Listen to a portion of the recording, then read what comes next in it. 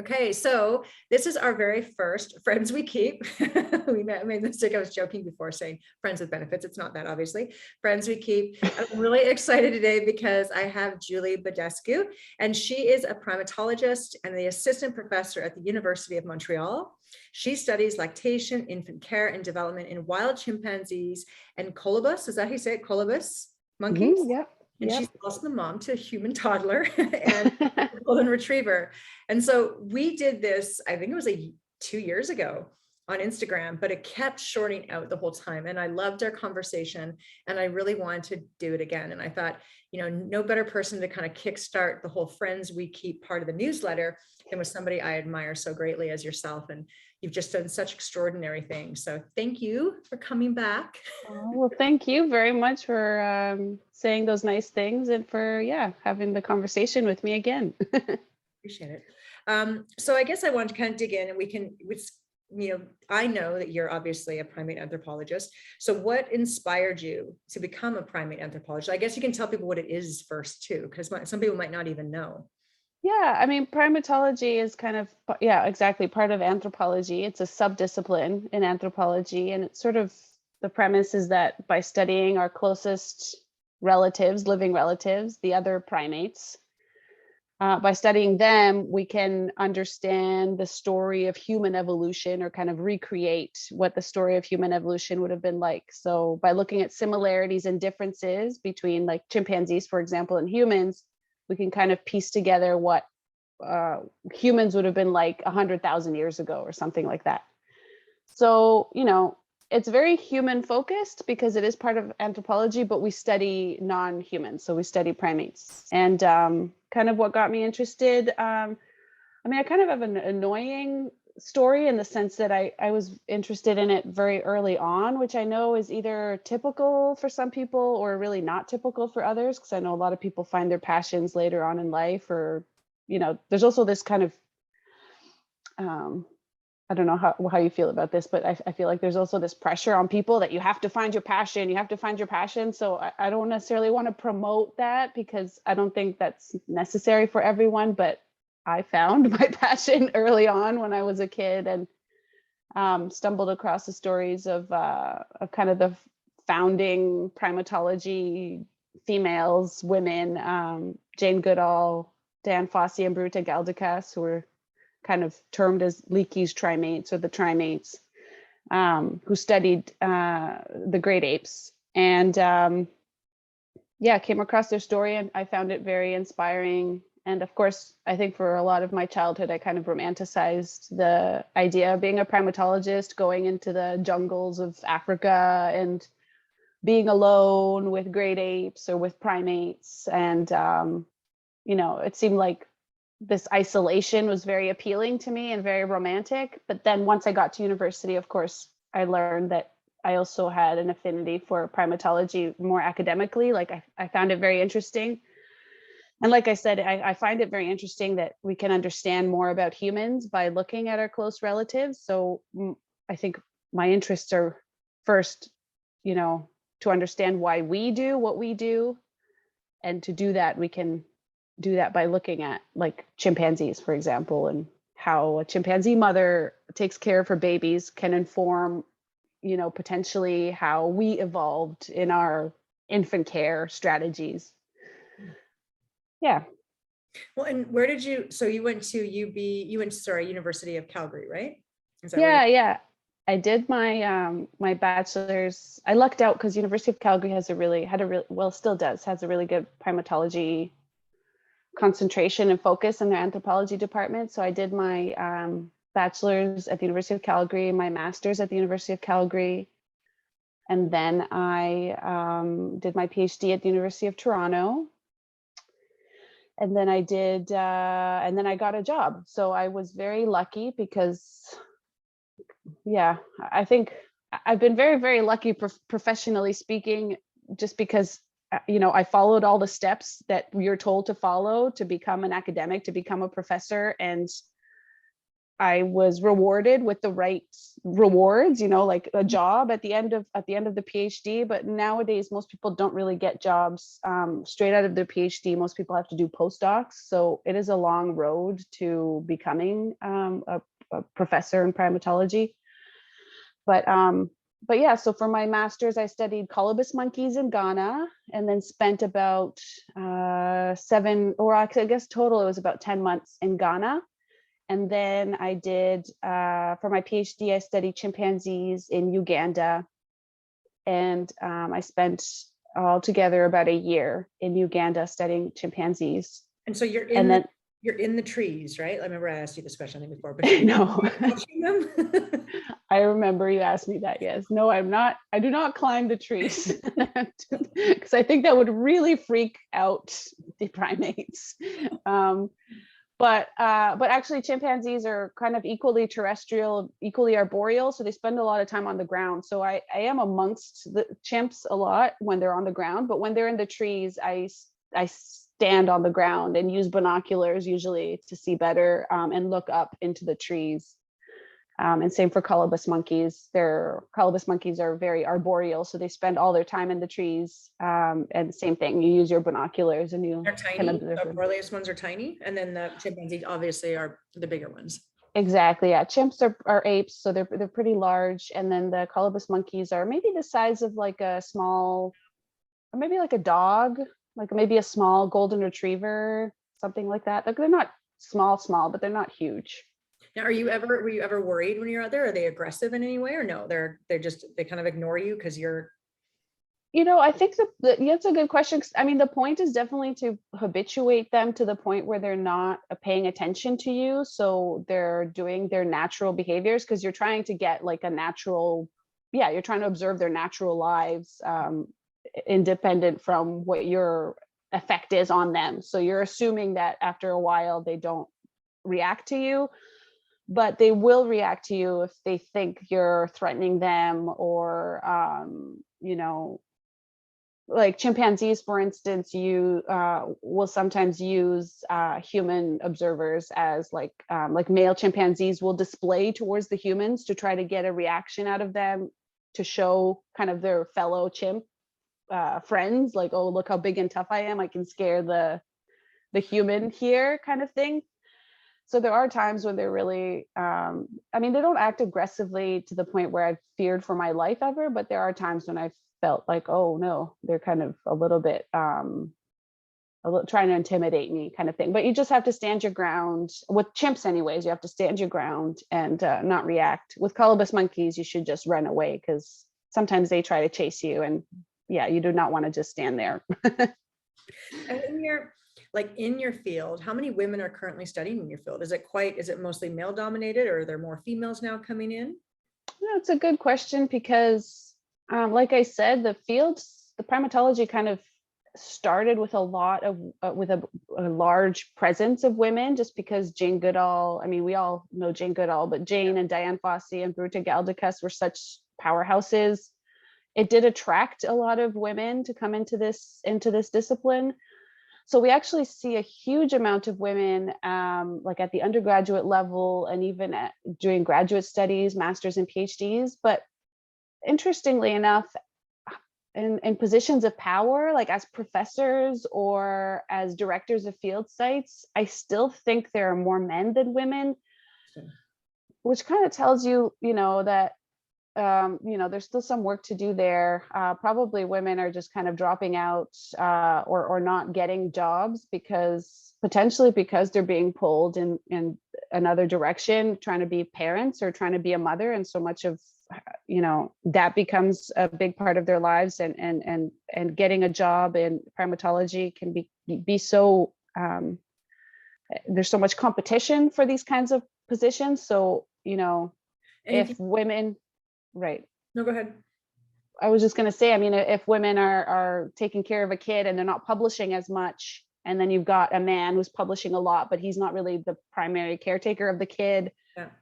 chances are the guy is going to get hired for the job, just because the woman hasn't been able to publish as much because she's got this other full-time job. As I've learned, having my own kid, it's like a full-time job having a child.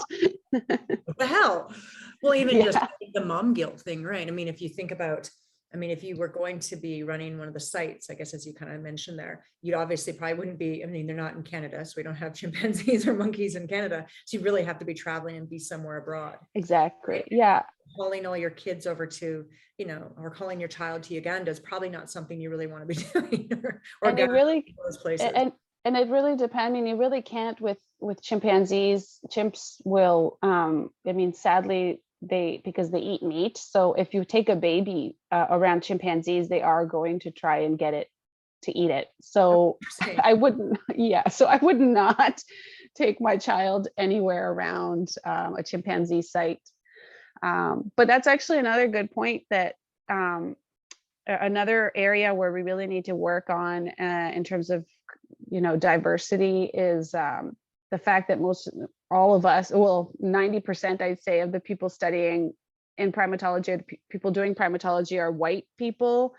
And a lot of us go to these countries, equatorial countries, so we go to Africa and study primates, but a lot of us are just like the white primatologists studying primates in a country that's like all Black people, right? So not only do we need more women in kind of positions of power as professors, but of course we need more people who are actually from, who represent the demographic from these countries. So Black people, Asian people, brown people, and so on, right? So yeah, there's still lots of work to be done there. So it is a bit of a there's some colonial tendencies in anthropology anyways that are problematic, but also in primatology, it's a little bit problematic in that sense that, you know, it's like us white people end up going to these countries to study the primates.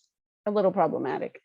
Yeah, well, it's even, I mean, looking in, I mean, with my industry as well, I mean, it really is, I'm one of there's like a handful, maybe I think there's 5 women who own supplement companies in Canada, right? Wow. I'm the female focused one, but you know, the brands are all predominantly male oriented and male owned, and all the, you know, the board of directors would be men. And what's interesting is I have a new product we're launching in the spring coming up, and it helps with bacterial vaginosis, and it also helps with yeast infections, and it's a vaginal suppository. And when I was talking about it, and nobody has it, I'm the first one with the NPN in Canada, so it's really cool, and I'm super excited about it. Good for you. That's amazing. Really cool product.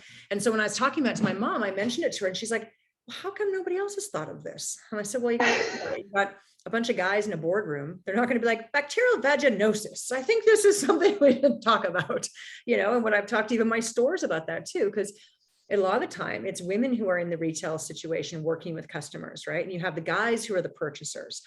And so they're not ones saying, hey, you know, this is something we have women coming in asking for, because the people working in the stores aren't going to be contacting the head guy and saying, hey, bacterial vaginosis seems to be a thing happening. And with COVID, it actually has been more of it because more people are having sex at home. So, and it basically just comes from the pH balance, even between couples. It's nothing wrong with it, but it's something that's been a real issue. So I'm super excited about that, but it's kind of the same, I think, no matter what. I mean, obviously anthropology might be a little bit more colonial, but I think there still is so much more that can be done so women to really step into these positions of power and kind of own it and go for it and take up space, right? Where we kind of have stood back a bit more than before. And like you're saying too, I mean, you know, the fact that there aren't these supplements that are directed towards, you know, primarily issues of people who have vaginas, which are primarily women, is just, you know, a clear indication that you're in a field that's predominantly been led by a patriarchy, and men aren't really interested in talking about vaginas. I mean, it's they similar. Are. But not in the vaginosis area. On the vaginosis side of vaginas. They want to talk about it on the other side. Right. And I mean, there's very similar tendencies too within anthropology or primatology. Like the things that I'm interested in are, like you said, you know, I'm interested in lactation. I like infant care. I like maternal care, infant development. And these are viewed as predominantly women's issues. Yeah. And So it's actually interesting because they haven't been studied very much, because even though we had women in primatology in the 60s and 70s and 80s, a lot of them were staying away from these topics that are women's issues because they didn't want to be pigeonholed into this idea of like, oh, of course you're going to study lactation because you're a woman.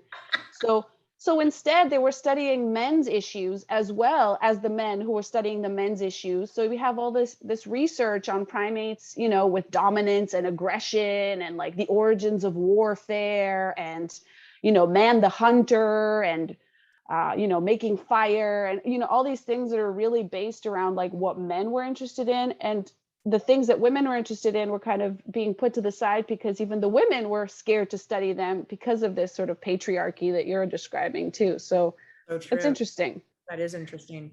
Well, and on that topic, one of the things that you also did too in 2019 is you were featured with speaking of women, another two women, you were featured with Walking with Apes. So I'm going to actually put a link to this too, because I suggest everybody go watch it. When I watched it, I was like so proud of you. Oh my gosh, yeah. Thanks. So awesome to see that. So can you tell us quickly kind of, because there's other things I want to definitely get into with you, but can you tell us how that kind of came to be, where you kind of you're out in your little hut in the tree and they're like, hey, you. Yeah, I mean, I think the creators of the documentary, Mark and his, it's actually a father-daughter team who made the documentary, Mark and Caitlin. They contacted me when I had just started my job at the University of Montreal as a professor. They had heard through the grapevine that I studied chimpanzees, and they told me they wanted to do this movie about women and primatology.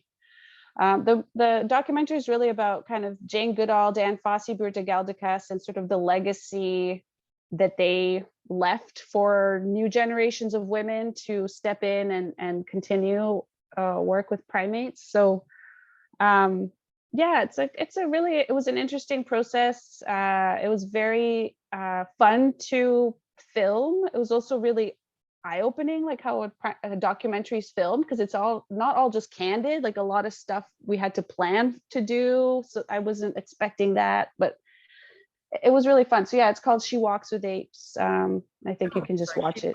Apes, not walking.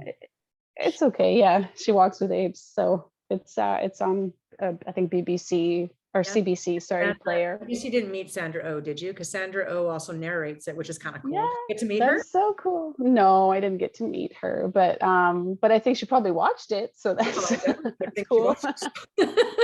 But no, it really is interesting to kind of look through the lens and look at actually what you do day to day. So that was really, really fascinating. So I highly suggest watch that.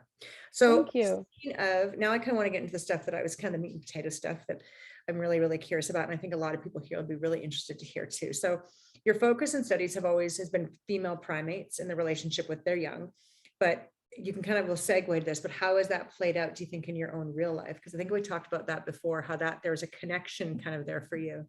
Yeah, I mean, I think, I don't remember what I said last time, but it's probably just my answer now is that I think a lot of scientists or a lot of people in their professional lives, your professional life is often informed by your personal life. So, personally, early on, I was told by doctors that I wouldn't be able to have kids naturally myself. So I was born with a uterus, so could carry a child, but didn't have any ovaries. So couldn't necessarily like procreate on my own or whatever. So, and I learned that very early on. But it's interesting whether this was a subconscious choice or a conscious choice. I don't remember making a conscious choice, but I ended up kind of getting into studying infants, I think exactly because of that, because I knew I wouldn't be able to have them myself naturally, or that this was something that would be missing. And so I ended up focusing my own research and my studies on mothering, on infant care, on infant development, and all of that kind of stuff. And it's interesting, on the flip side of that, it's interesting now being a mother, because my own research with primates studying mothers and infants is like informing how I parent. So it's kind of like a full circle, like, give and take sort of thing. Like, I think now as a mom, I'm much more, well, I don't know. I think, I don't want to say that other people aren't the same, but I'm sure there's lots of people, for instance, who are into co-sleeping. Like that's something that I think is great. And my kid sleeps with me in my bed. I know a lot of people don't like to do that. And I know pediatricians don't like when you do that, but I think it's been wonderful for me. And certainly that's been something that I've done because I know that, all primates basically, other than humans, sleep with their baby in their nest and sleep with them in body contact. So this definitely informed my decisions about being a mom, which is kind of interesting. And so how did you kind of come to your journey? Because that's a really interesting topic too, is how you became a mom. Because I mean, so you're born, so you knew you couldn't carry children. And this was something you kind of, did you kind of wake up one day and I'm gonna figure this out. I'm gonna figure out how I can be a mom. Is it like It's a good question. I think I definitely knew I wanted to have kids at some point. I don't think it was until I was maybe 26, 27 when I really thought, okay, I need to start thinking about it, because I knew the process for me wouldn't just be like, oh, I can have sex and have a kid. So I started planning for it, and I looked into various ways to be able to do it. The other thing, I think is a little bit unusual about me is that I also decided to have a kid on my own. So when I decided that I wanted to have a kid, I wasn't necessarily in like a relationship. I don't know. For me, I didn't really tie those two things together. I know that's another strange thing, but I know a lot of people think that, okay, you get married and then you have a kid. For me, those two things were kind of separate. So it's not like I necessarily like really wanted to do it on my own, but it just happened that there wasn't anyone around that wanted to have a kid with me when I decided that I wanted to have a kid. So yeah, exactly. Yeah. So first date question though, yeah. So yeah, definitely not. But I mean, it's, but I think it is interesting because a lot of people, I think we hear about couples, for instance, people where it's really important for them to have like a partner or to find a romantic relationship, but then they don't necessarily want a kid. So I think we're more used to those kinds of people, like people who are in couples and without kids, but less used to people who are maybe not necessarily they're not geared towards like, okay, I want to find my soulmate or I want to find a partner. They're kind of like, oh yeah, whatever, I could or I couldn't, but they're more like set on having a kid. Well, I think a lot of women tend to wait too long, too hoping to find that partner. And I've met a lot of women in the past couple of years who are now getting into their 30s and they're like, holy shit, like I still haven't met the person. So now right. And they want to have a kid. And, I think it was my makeup artist and I were even talking a while ago, and she kind of mentioned that. And I said to her, I was like, I think you should, like, she's like, I just might do it on my own. I'm like, do it. And I kind of mentioned you as well too, because I really think now there's, especially here over in North America, it's, a little not easier, but it is easier to a certain extent, more acceptable to go and maybe, seek that out on your own. I think it's going to change you more so as like, especially Michaela, who's 13, as she gets older, that probably will be more of the norm where people aren't necessarily, waiting to find the other half, right. Whatever that is. Exactly. Right. They're going to just kind of seek it out and realize that they want to do it on their own. But your exactly. to have a baby was different too, because you had to go through embryo adoption. And so right. that's really unique. Can you tell me a little bit more, or tell us a little more about that?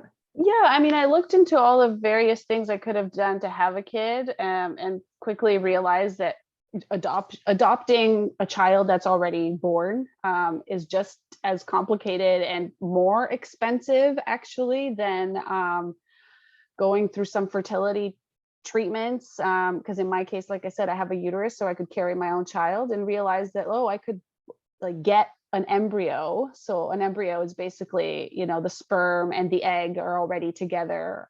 So it's like a little embryo baby.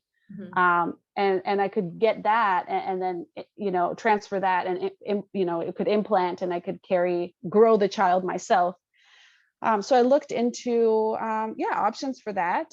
And it turns out, it was less expensive somehow than actually adopting a child that's already been born.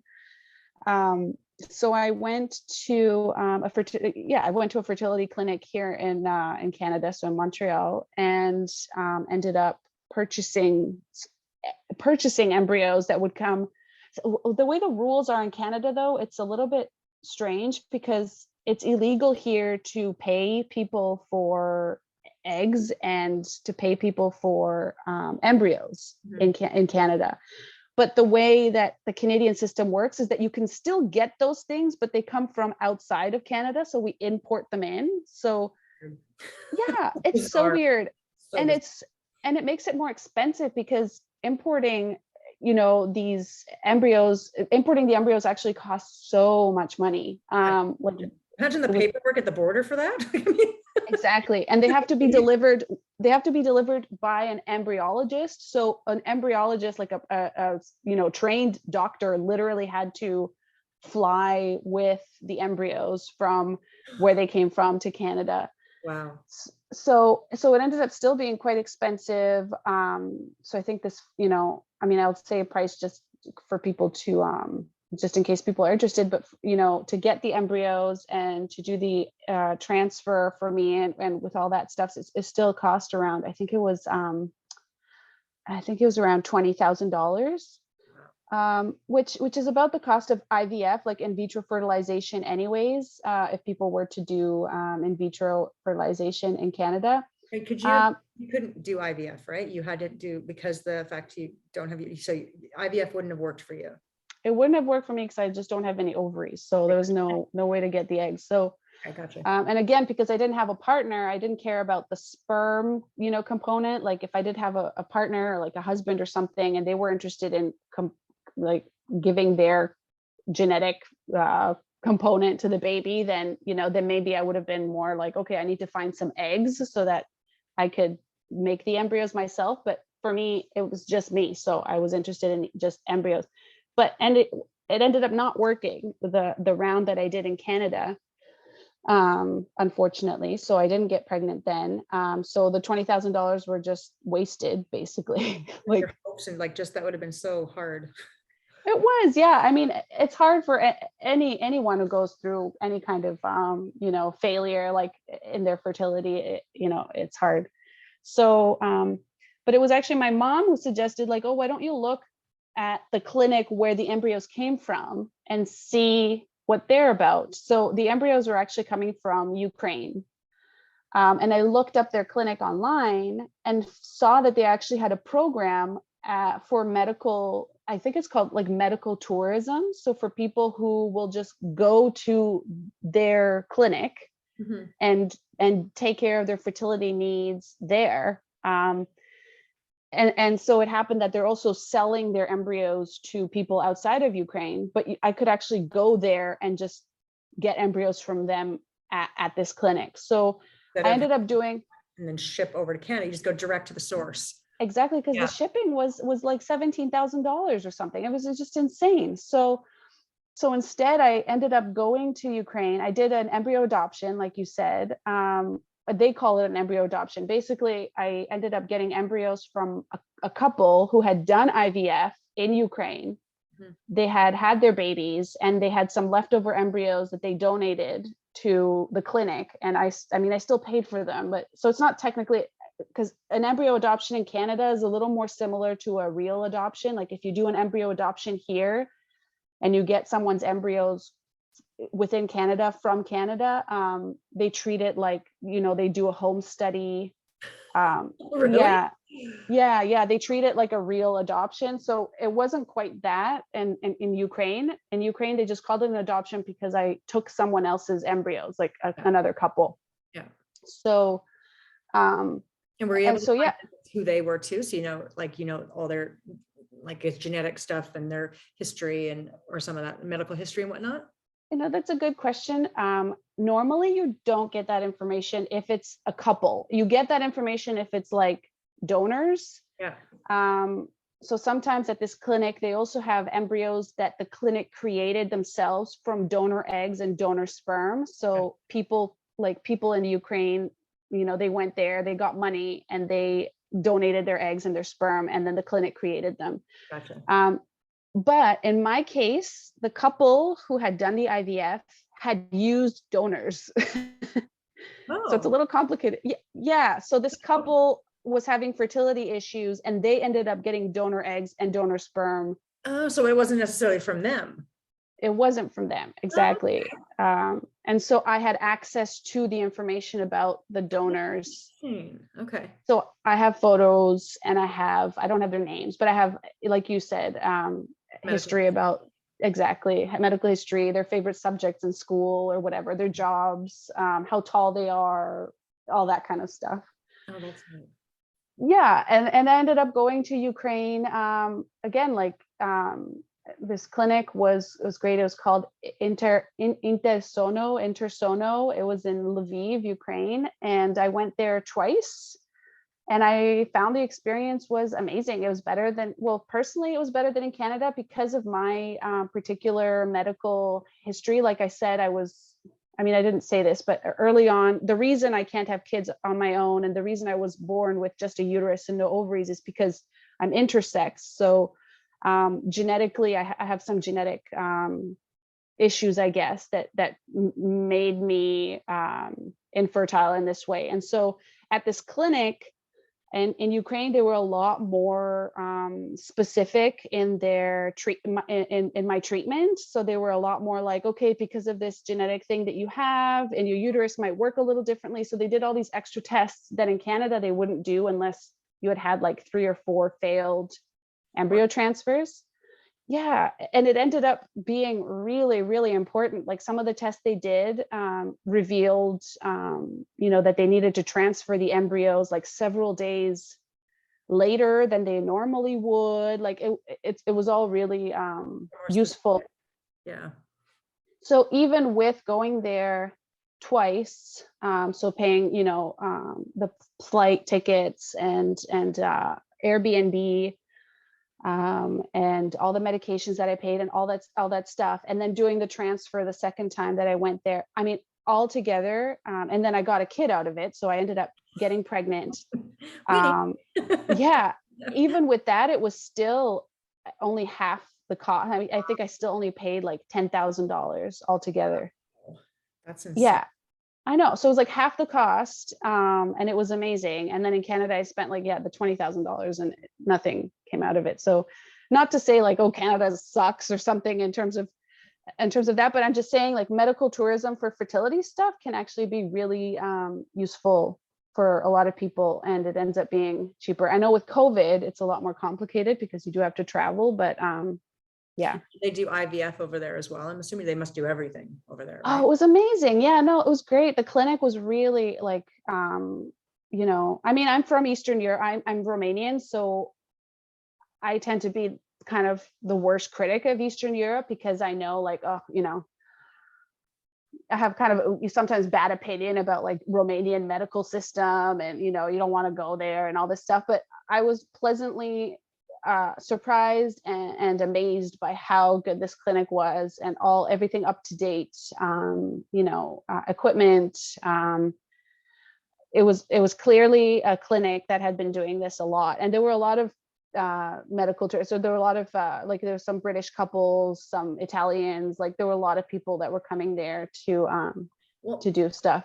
Well, I can imagine if IVF, and obviously what you've done too with fertility issues, the cost of that is so insurmountable. If you're able to go to a clinic over there and have them actually even do the extra testing they did. I mean, obviously the extra testing was really kind of, nailed it on the head, I guess, the word I want to use, but it made it so it actually took, and it took at the right time. And so do they have if it doesn't take, do they just keep trying with you as well? Kind of the same thing? Or are they, like, when they pinpoint it down, are they so exact knowing in what they're doing? Is it different than Canada where they're kind of like, oh, sorry, come back next time? Or are they like, okay, no, we must have missed it by the hour. We're going to figure this out.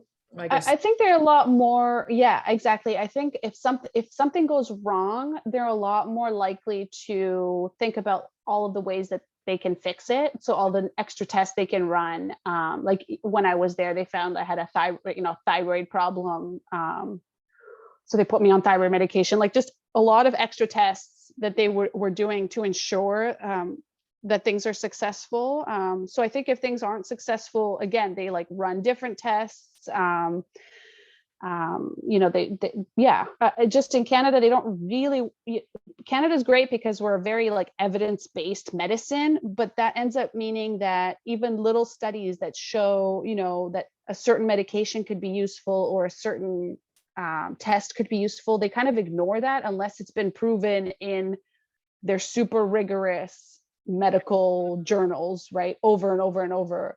And so you end up getting exactly situations where people are put kind of on a conveyor belt, and you end up, they don't really consider individuals as much as just like everyone kind of follows the protocol. And it's a little annoying, exactly, because you end up having to pay so much money.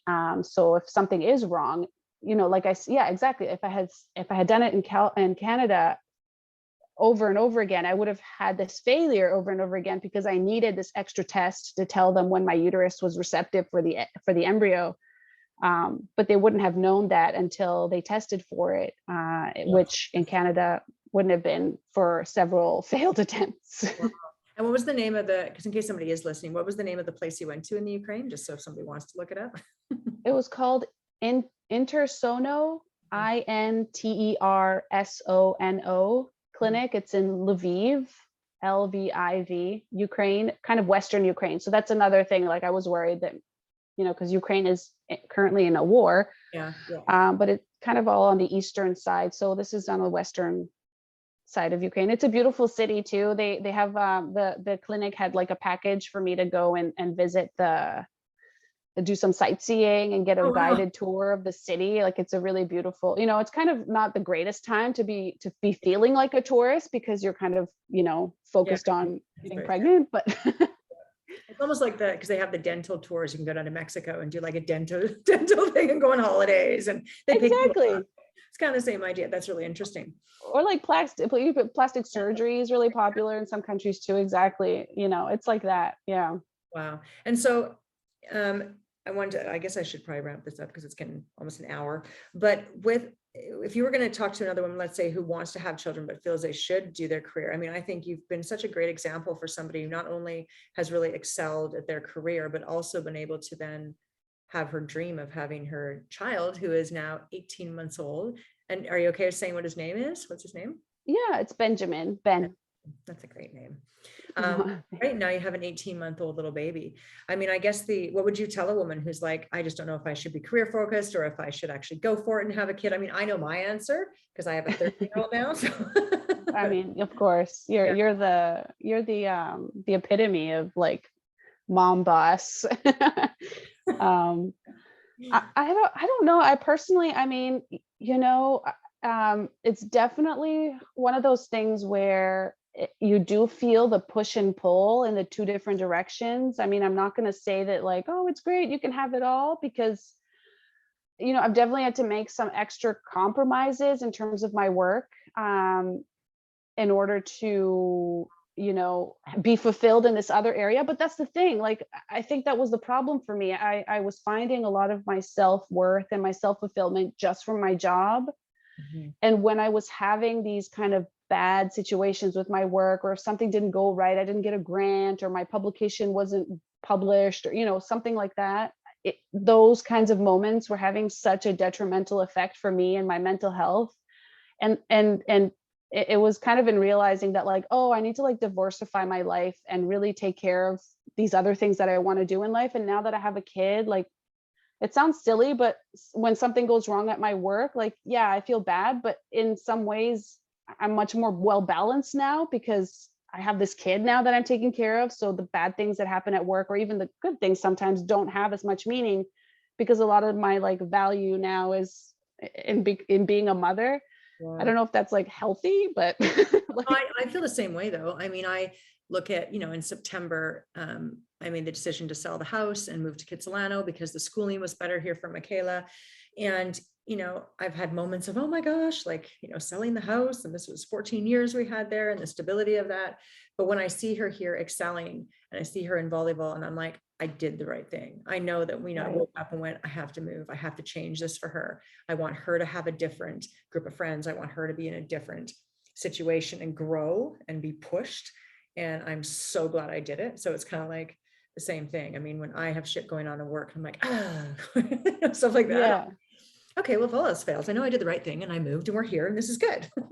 And Right. Exactly. she's really balanced me out too. Because Yeah. I'm an extrovert. I'm kind of still, I like to be at home a lot, and she kind of gives me a reason to be home more.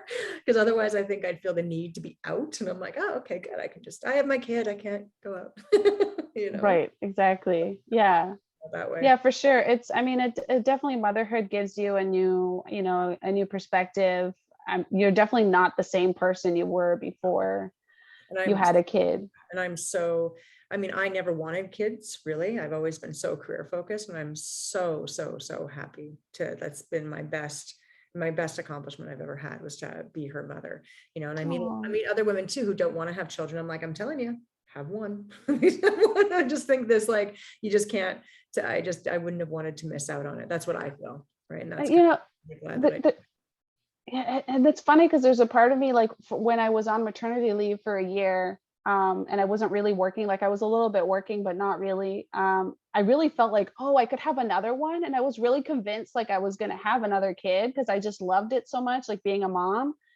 But then once I went back to work, that's when I started feeling kind of the push and pull. So I'm not so sure anymore now, because it is so difficult to balance the two. And, when you're working a lot. Well, on your own too, like you're on your own. So I get right. that. Different, I think, if you have a partner who's there to be able to, be the person. Can you pick her up? Can you do this? Can you exactly. You clean the bathroom because I'm going to clean the other one. Having that person to, like, banter off of. But when you don't, it does make it, being a full-time single mom, like it's so much work. Like it really, really is. Right. So yeah. It'd be different if I kind of feel the same way too. Cause especially when they hit like 3, you're like, because I love 3. I'm like, oh God, maybe one more.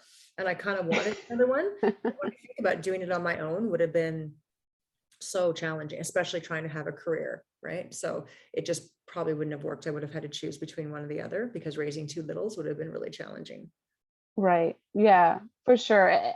And part of why your work too is that it is fulfilling in another way. So it's interesting because I can see why people are drawn to being like stay-at-home moms, for instance, because it is like so tempting.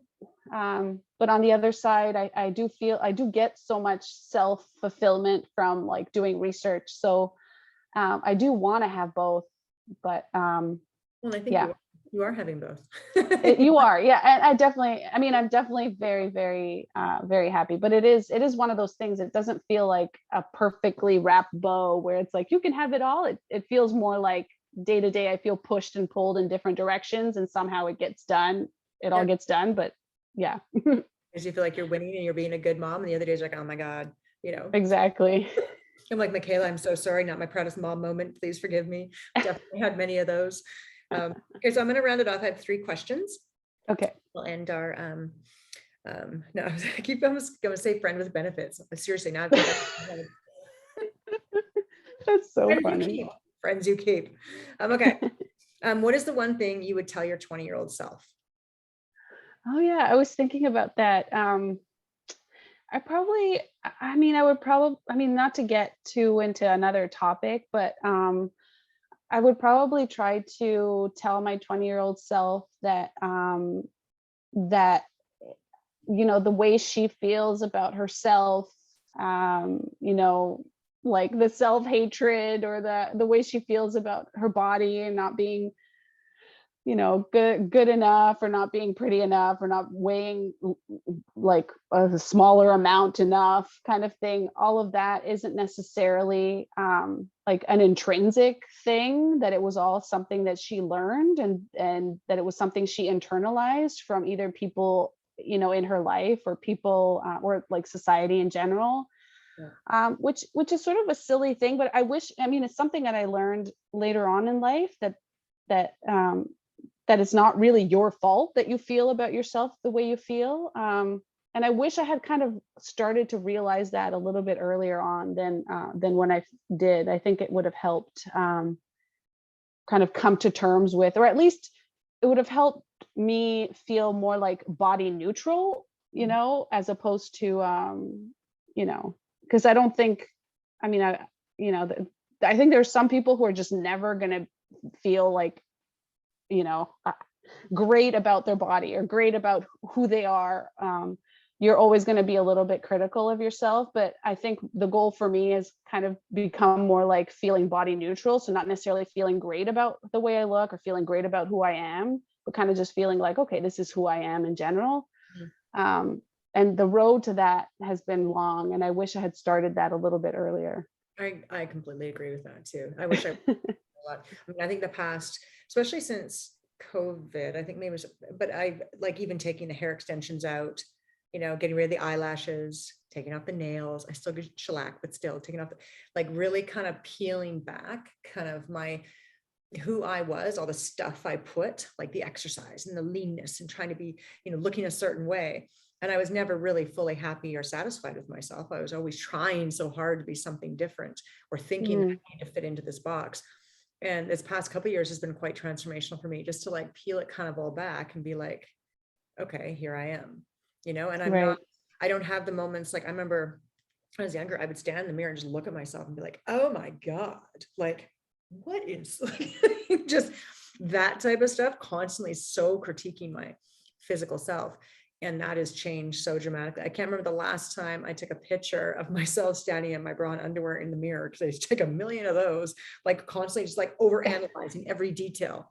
Like that's just not, and I wish I would have discovered that a lot sooner. And I'm hoping to, with Michaela, to be able to, and she already seems to have a very different grasp on things than I did, but to not, that's one of my big goals, is to pass on something, to give her the tools to understand that it's not, And I mean, you're also in a field that's it's very different from what I do. I mean, in academia is sort of like you could be the ugliest person in the world and it shouldn't matter anyways. But I mean, you're in a field where the way you look and the way you present yourself does matter. So I see how for you, that pressure could add to things a little bit. Like, I didn't necessarily have that pressure. I had it like in my family, but not so much like with my job. I don't think I'd be able to be in a job like, the way you are. I would find it overwhelming.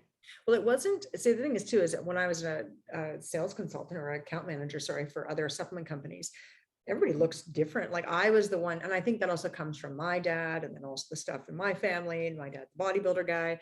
And so that, all of that is kind of really fed into that, because a lot of the reps that I work with aren't like the way I was, right? I was so it was just a kind of different path I took. I mean, I think being a spokesperson for a brand, obviously you have to look healthy, you have to look, there's a certain bit of that, but it's interesting, since starting my brand, especially now, I don't feel as much pressure, but years before I felt way more pressure, and I didn't have my own brand. I don't think I would have been mentally, I don't think I could have probably had my own brand back then, because I would have been so wrapped up in the exterior. It wouldn't have, and what the brand is really about is empowering you with holistic health. So it's mind, body, spirit. It's not just how you look, it's how you feel and the friends you have. And all the other thoughts you're thinking, all these different things that I didn't make a connection until I really started working through my eating disorder and really started working through my health issues. So it's kind of interesting how everything all kind of ends up connecting, kind of what you were saying too, with what you were studying, and then it turned out to be those are the things, all of that makes that connection. Okay, so what makes you inspired, or your best self? What makes you inspired? I mean, it's kind of, I don't have a great answer for this. It's just probably when I'm in the zone working, like if I'm really writing a paper that I'm really, really enjoying, just the, getting that product of my hard work and my research and all the research I did in Uganda or in Ghana. It's a product of like years and years of data collection and writing and researching. And so being in the zone and putting that all together when writing a paper, I think that's really when I feel most inspired. In terms of my best self, I don't know. Probably, I want to say like a combination of when I'm feeling most inspired at work, and also when I'm, playing with my kid and having a great day, playing outside. I mean, those two things are, again, like two opposing things, but very important, both of them. And so what is on the horizon? Anything new on the horizon for you? So you're going to be continuing your assistant professor, like anything, any big papers you've got publishing or anything like that? I mean, yeah, I mean, I'm trying to publish or perish, right? So I'm just trying to publish my research as much as I can, and they come out in academic journals periodically. Nothing in terms of documentary wise. I think that's kind of, She Walks with Apes is gonna be something I'm able to show my kids, so that, or my family members, so that's gonna be something that's more tangible. But other than that, in terms of research, yeah, I have lots of graduate students. I teach classes at the University of Montreal in French, which I don't know if that's Oh, you very teach good. primate anthropology in French as well? I teach in French. Yeah, it's a French university. Oh, So I had to learn French, Erin. oh, you didn't, It's you're kidding. I didn't know that. So you speak I full, am not kidding. I when did am you now learn French? fluent in French, but it literally has been so hard to learn French. Did you learn French?